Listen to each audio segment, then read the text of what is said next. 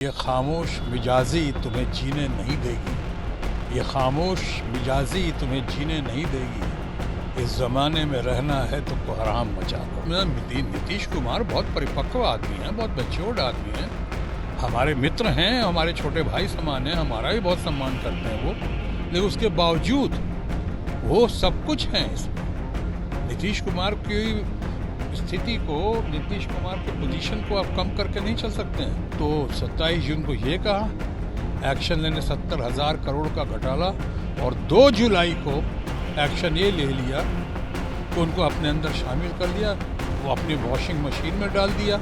आप जो कर रहे हैं, रूलिंग पार्टी के हमारे मित्रगण जो कर रहे हैं, तो आप जो कर रहे हैं तो रासलीला, और हम जो कर रहे हैं विपक्ष, वो कैरेक्टर ढीला। देखिए, ये हम तो तय नहीं करेंगे। नीतीश कुमार बहुत परिपक्व आदमी हैं, बहुत मैच्योर्ड आदमी हैं, हमारे मित्र हैं, हमारे छोटे भाई समान हैं, हमारा भी बहुत सम्मान करते हैं वो, लेकिन उसके बावजूद वो सब कुछ हैं इसमें। नीतीश कुमार की स्थिति को, नीतीश कुमार के पोजीशन को आप कम करके नहीं चल सकते हैं। आज इतना 2 चीज़ जो हुई है, एक इतना बड़ा जमावड़ा हुआ अपोजिशन का जो शायद बहुत सालों से नहीं हुआ या पहले कभी नहीं हुआ, इतना। दूसरी बात यह है कि इतना बेहतरीन नाम उभर कर आया है इस मीटिंग, खासकर कर्नाटका बेंगलुरु की मीटिंग के बाद, जो लोग चारों खाने चित्त हो गए। इंडिया जीतेगा भारत। अब इसके बाद क्या रह गया है?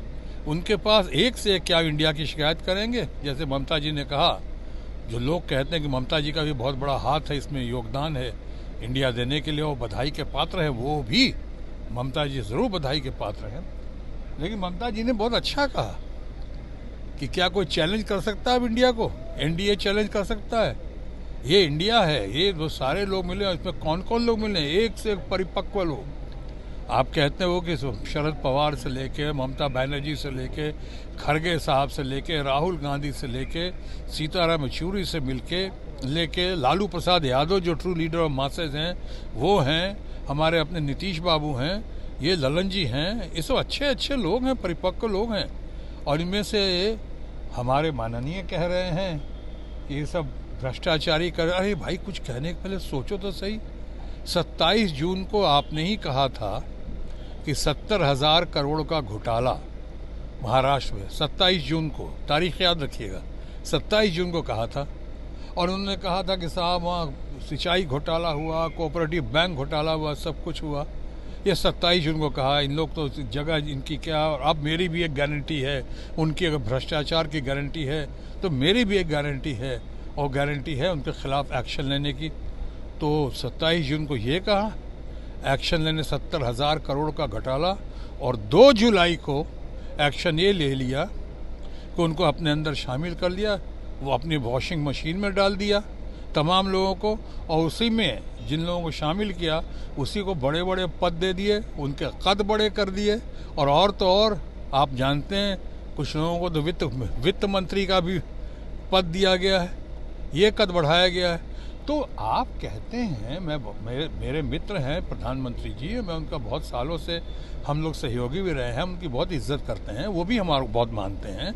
लेकिन मैं इश्यूज़ पे बात कर रहा हूँ, मैं व्यक्ति विशेष के खिलाफ नहीं बोल रहा हूँ, प्रधानमंत्री जी के बारे में बात कर रहा हूँ। प्रधानमंत्री के बारे में क्या आप इस तरह की बात करते हैं? यानी जितने लोग आपने भी सुना होगा, और आप लोगों ने कहीं दिखाया कि 95% से ज़्यादा सिर्फ विपक्ष के ऊपर ईडी के और बाकी लोगों के मुकदमे हैं, 95% से ज़्यादा। ये तो कमाल है। और जो आपके पास चला गया, हमारे विपक्ष से निकल कर वहाँ गया, जो उनके पास से विपक्ष में आया, उस पर तो के धुआंधार, और यहाँ से निकल के वहाँ गया रूलिंग पार्टी पे, तो वॉशिंग मशीन में चला गया। जैसे ममता जी कहती हैं, वॉशिंग मशीन से धुल कर निकला, उनको कुछ नहीं। यानी कमाल है।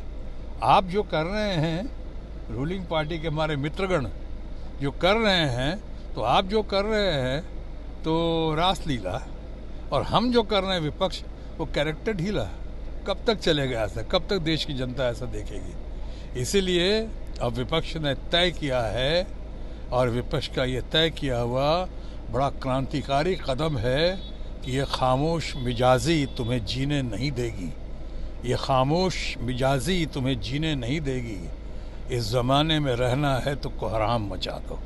तो अब कोहराम मच रहा है, आप देख रहे हैं, और आने वाली घड़ी में आप देखेंगे इसका नतीजा क्या बहुत ही सार्थक होगा, बहुत ज़बरदस्त होगा और लोगों के मन मुताबिक राष्ट्र की इच्छा और अपेक्षा के अनुरूप होगा।